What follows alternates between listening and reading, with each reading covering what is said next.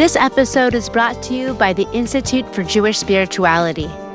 Rest to Return exists because we believe slowing down is a spiritual act. IJS believes that too. For over 2 decades, IJS has been helping people go deeper through Jewish mindfulness, meditation, contemplative prayer, sacred text study, and embodied practice. Their offerings range from online courses and silent retreats to immersive cohort programs for seekers of all experience levels, clergy, and spiritual leaders who are ready to live and lead from a more grounded place.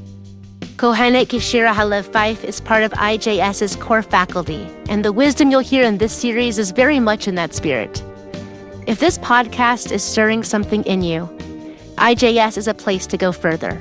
Explore their programs and more ways to learn and practice with Keshira at jewishspirituality.org. Some years ago, on a rainy Friday afternoon, my beloved and I set out for a drive up the east coast of Australia with the intention to camp somewhere in the Northern Rivers en route to Queensland. The further we drove, the harder the rains became, until it was evident that we couldn't possibly pitch a tent unless we found somewhere under cover. Instinctively, I wondered whether the divine web of interconnection might catch us. I updated my Facebook status to inquire whether anyone in the area might have a covered space where we could take respite for the night, and within an hour, someone, a person who I had met only once, replied to say that she was away, but that we were welcome to stay at her house. Next to the sliding glass door, there's a ceramic frog with a key beneath it. Go right inside and make yourselves at home. We arrived at dusk, and by the time we got inside, I was drenched, exhausted, and feeling just a touch homesick. We decided to take a rest, lying on a daybed that was sheltered by the deep Queenslander roof that's so common in those parts.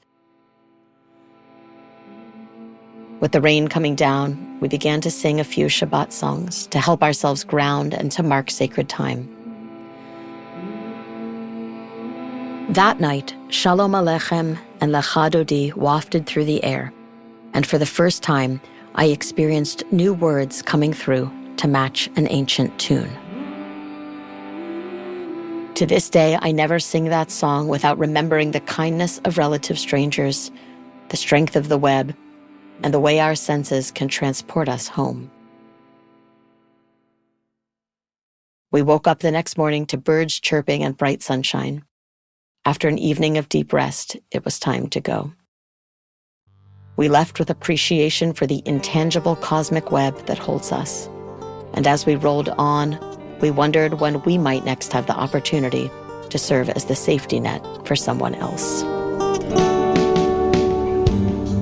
Welcome to Rest to Return, a podcast for a restless world.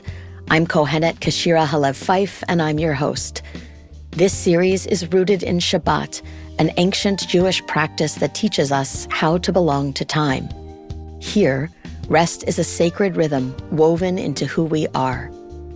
We continue by gathering around a single question: how do we know when to work and when to rest? This is an invitation to return. Sacred time starts now.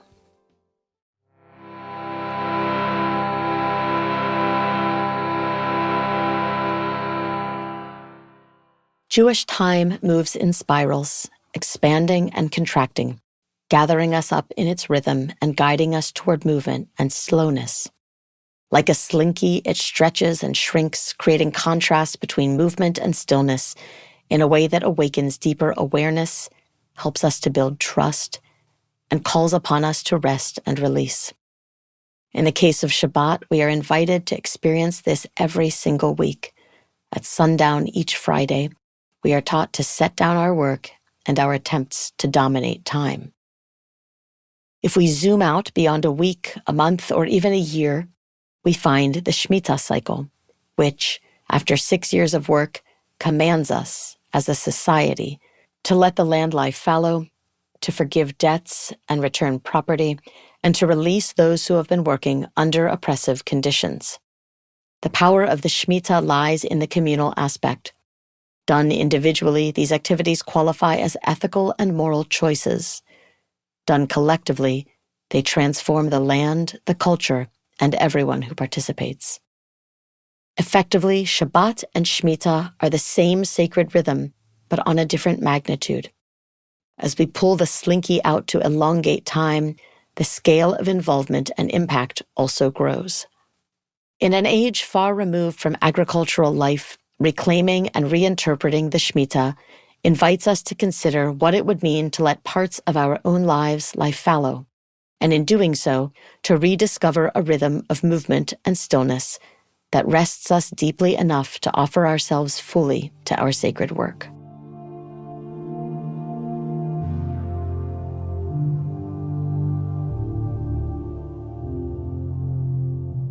By 2009, my beloved and I had been living and working in Australia for 4 years. Taken in by a culture which normalized setting work aside in favor of long stretches of travel, we decided to take a gap year. At that time, neither of us had ever heard of the shmitta. As hard as it is to imagine, we had given up our jobs and were about to set out into the world with no agenda other than to learn about how people in other places lived. We set out with lists upon lists of places to go and things to experience. Day after day, we walked through cities and towns, observing people, tasting new treats, and learning about history, culture, and religion. We spent that very first week in Japan, Shinjuku and Shibuya and Harajuku. The early morning fish market and the late night izakayas, the torii gates at Fushimi Inari, palaces and museums and city parks. It was an incredible week, and I remember feeling satiated and grateful as we boarded our flight to Beijing, where there was so much more to see and do. No work meant no need to rest, right? We'd just sleep at night. Even if on a train or a bus, we'd be fine. We had big plans for China, Hong Kong, Southeast Asia, and beyond. And, well, it took exactly 6 days before I hit a wall. It didn't matter what was on offer at this market or that festival, or if museum entry was free. I announced that I would be sleeping in the next morning, and that I was not likely to get out of bed for a few hours, even after I woke up. As it turned out, even if not working, our natural rhythms dictated that for 6 days we'd have lots of energy for exploration, walking miles in all weather, navigating new places, and generally bathing in wonder, and that right around the 7th day, we needed a rest. No matter where we went throughout that year, Thailand or Turkey, Morocco or Mexico, every single week required rest. During that first shmitta, Shabbat was often spent cataloging our photos, updating our blog, doing laundry, and making future logistical plans, all activities which are prohibited by halakha or Jewish law, but which felt restful and relieving in comparison to how we spent the rest of the week. Because we weren't working in a traditional sense, Shabbat was not about appreciating what we had achieved. It was really about rest for the sake of rest. And perhaps because we weren't working, we had to learn how to let rest in, even when we hadn't done anything to earn it. In short, we had to accept that we were deserving of rest, in the words of Rabbi Lord Jonathan Sacks, Zichrono Livracha, to stop and let our blessings catch up with us. Each week when we came to rest, I had the distinct sense that the slinky of time was expanding and contracting, providing a weekly rhythm of movement and stillness, work and rest, as a fractal within an entire year of rest and release. By the end of the year, we were enamored with both this newfound rhythm of time and with all that we encountered as we went on this global wander. Before we had even settled back in Sydney, we decided that we wanted to do the shmitta again in 7 years. And, what's more, we decided to hold on to our weekly Shabbat rhythm.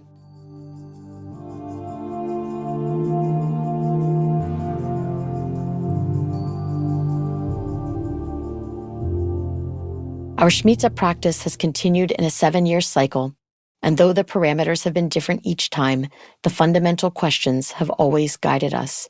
What is our relationship to time and rest? And how can we be more aligned with natural cycles in a way that helps us to return to our values and to trust more deeply? Each experience has been underpinned by a desire to bring deep rest in contrast to whatever we've been doing in the previous 6 years. Doing this is a way of checking in with ourselves, noticing which activities we miss and where there is relief and letting go. It's also an invitation to make some adjustments, revisiting long-held assumptions, and questioning whether we still believe the things that were once so formative to how we understood the world. In doing this, we inevitably expand our worldview. We gently unlearn old ways and make space to learn new ones. We become more agile and flexible, and we practice non-attachment to plans, to titles, to stuff. And, above all, this time helps us to return to ourselves in a deep way, inviting us to reconnect with our sacred purpose and to recommit to our place in the context of our collective sacred work. Each journey is also guided by a larger question, a question which generally emerges within a short time after we begin. During our 2016 shmitta, our central question was, how do we know when to move and when to rest? Though this question might seem to be relevant only to those who are living a nomadic lifestyle, they can extend in a lot of directions.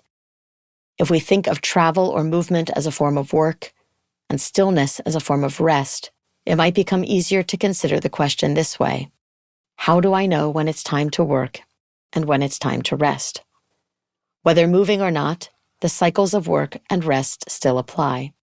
The questions of, how do I attune to what's needed? How do I know when it's time to rest? These are questions that each of us must explore on our own, tuning into our inner wisdom, often expressed through the body, and then by opening ourselves to its messages, even when they might be difficult to receive or translate.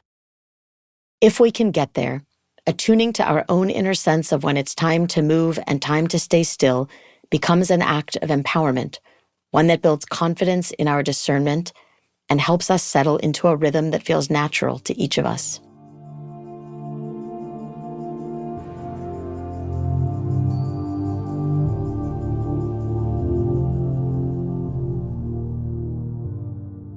Weaving Shabbat with our own internal awareness yields an approach that's complex and also perhaps more suitable with life as so many of us live it today.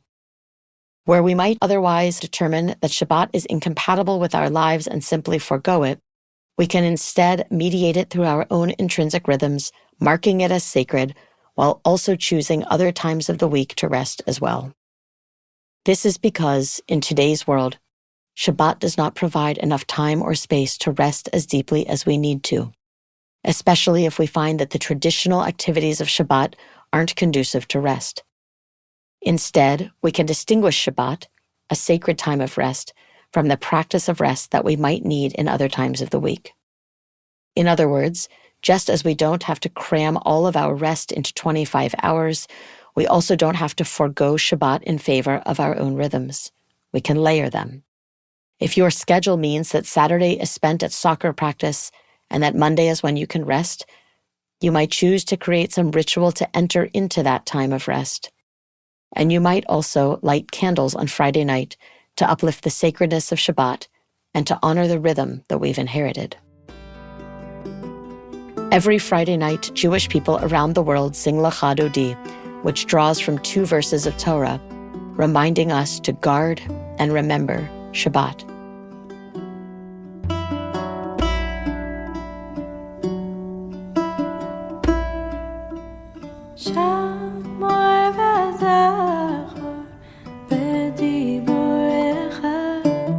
Within the pairing of Shemor, or guard, and Zachor, remember, the traditional practice is to lean into the idea of guarding Shabbat through prohibiting activities derived from the 39 melachot. People sometimes nod to the Ashkenazi Yiddish, asking me if I'm Shomer Shabbos. Often I'll reply, no, I'm Zocher Shabbos, as a way to reflect back that I'm choosing remembering instead of guarding. Equally holy, to do this means not observing Shabbat in a traditional way, but rather enlivening, honoring, and experiencing it in ways that not only feel resonant, but which serve as a healing balm. When I'm able to let go of the need to guard, I'm able to let down my own guard, loosening and softening into rest.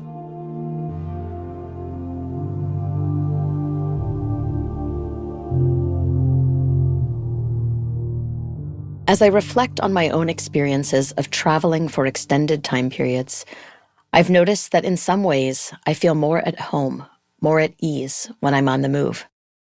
Rather than feeling unmoored, I've come to feel self-contained, grounded in my body and in myself, mostly because of the various rituals and routines that keep me steady while in motion. Sometimes I wonder whether this is because the Jewish nomadic tradition is embedded in my bones, lingering in my DNA.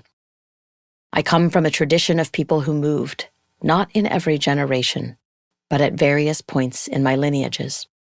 I know that in different times and places, people made the choice to move for different reasons, and I know that some of them were displaced against their will.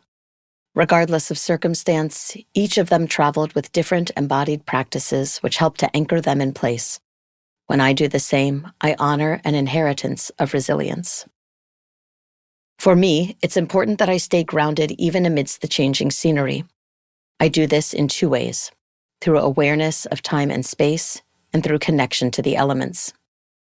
Awareness takes the form of inquiry into each new place, starting with the questions of where am I and whose land am I on? When I arrive to a new place, I look at the map to get a sense of where I'm located in relation to other places I've visited, and I take a moment to speak the names of the traditional tenders of the land. I also consider the season, what phase the moon is in, and what time it gets dark. These questions of space and time help me to orient and to know where I am and where I fit. I also connect with the elements each time I land in a new place, noticing how they're showing up. For example, the earth element shows up differently by place. I know I'm in Australia when surrounded by native flora and fauna. And Mexico is marked by the moving sands and the patterns that are created when air and earth combine. The bookend to this is the practice of giving gratitude for them each time we depart, listing the elements and naming one way that each of them has held us during our time in that place. We might thank the water for providing cool respite, or appreciate the colorful flowers for helping us to feel the energy of blossoming and growth.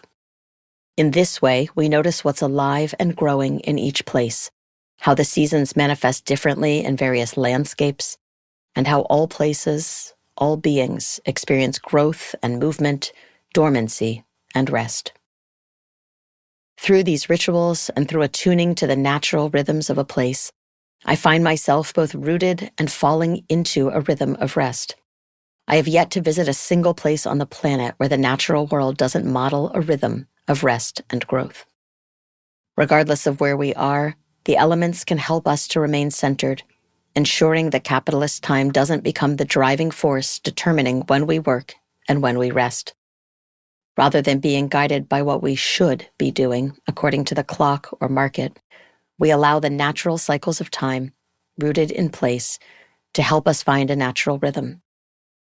When we move according to our own rhythms of rest and work, we weave ourselves more fully into the web of life through which all is interconnected.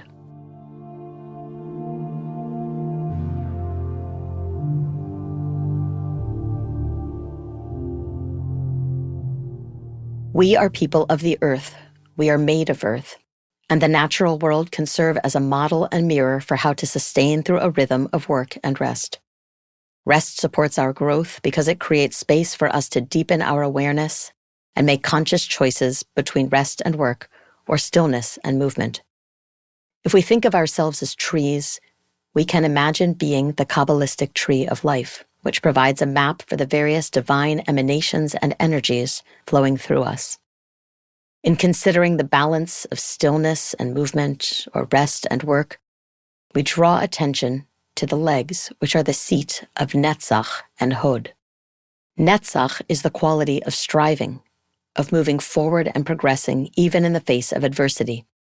It is sometimes named as endurance, determination, or eternity, and it's the energy that helps us to sustain effort over time in our sacred work. Left unchecked, however, Netzach energy could get intermingled with our internalized narratives, causing us to strive beyond what's reasonable. Enter its counterbalance, Hod, the energy that moves through the left leg or the space between ground and pelvis. This is the channel for Hod, which is associated with surrender, with stopping to allow the present moment to catch up with us, being with the world just as it is. Hod is sometimes translated as splendor and is connected with the Hebrew words hodaya and todah, indicating that it has its roots in gratitude. These two complementary forces remind us there is a time to move and a time to rest, that our ability to endure comes not from endless pushing, but from allowing ourselves to go with the divine flow. This is the energy that's being channeled through my departure ritual of acknowledging the natural world and the ways that the elements show up with Netzach, determination, and Hod, splendor.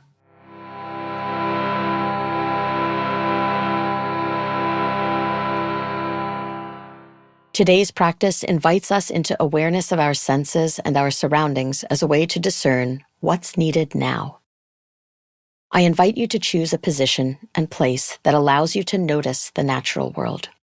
This could mean going outside or situating yourself near a door or window. As you settle in, bring present moment awareness to your physical location. Where am I? Whose land am I on?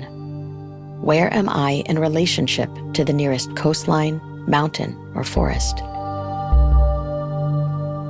And now we locate ourselves in time.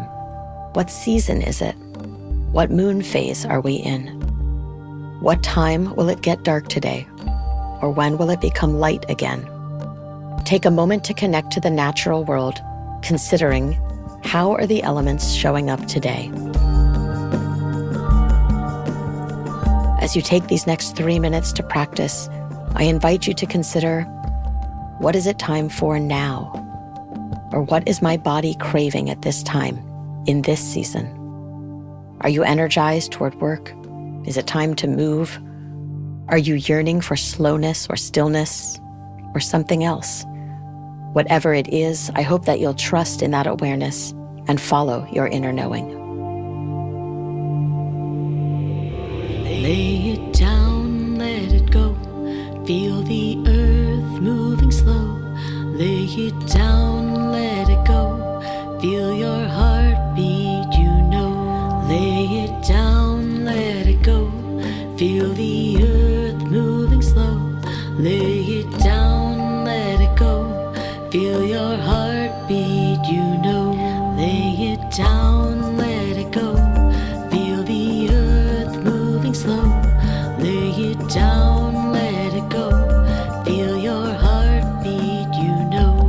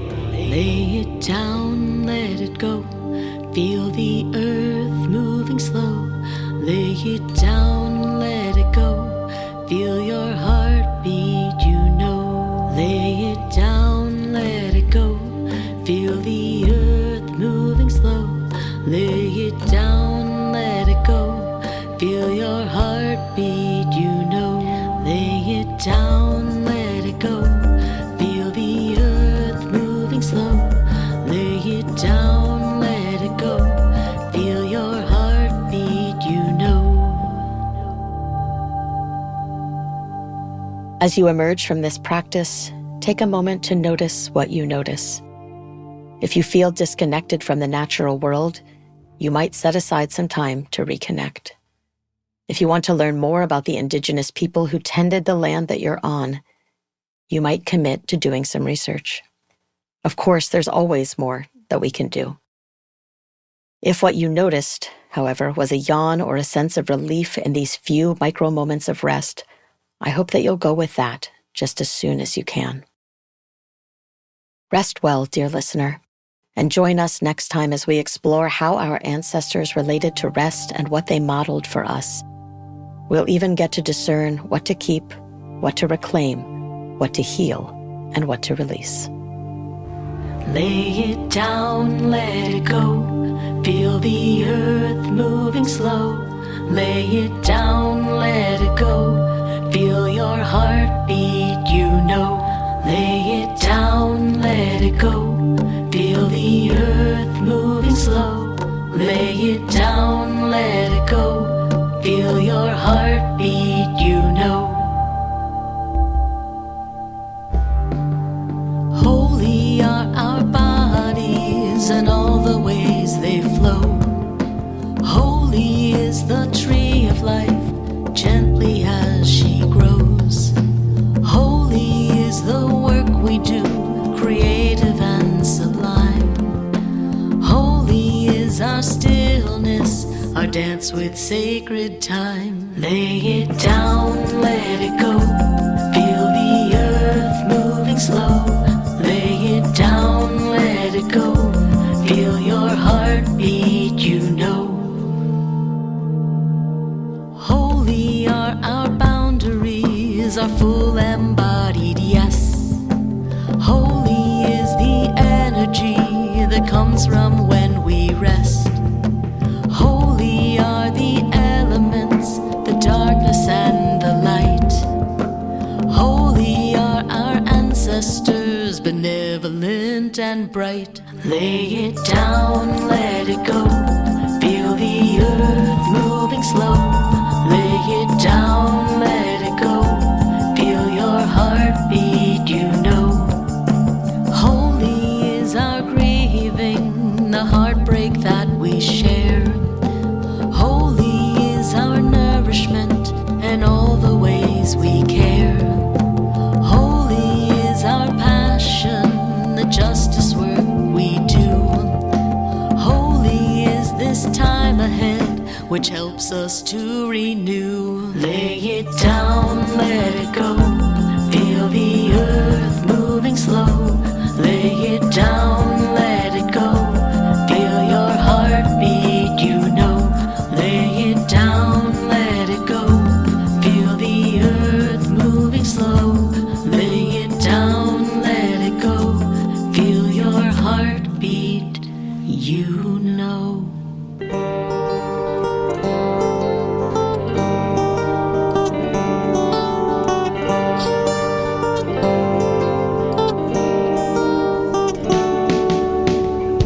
Gratitude to Living Camphor Foundation for Living Torah for making Rest to Return possible.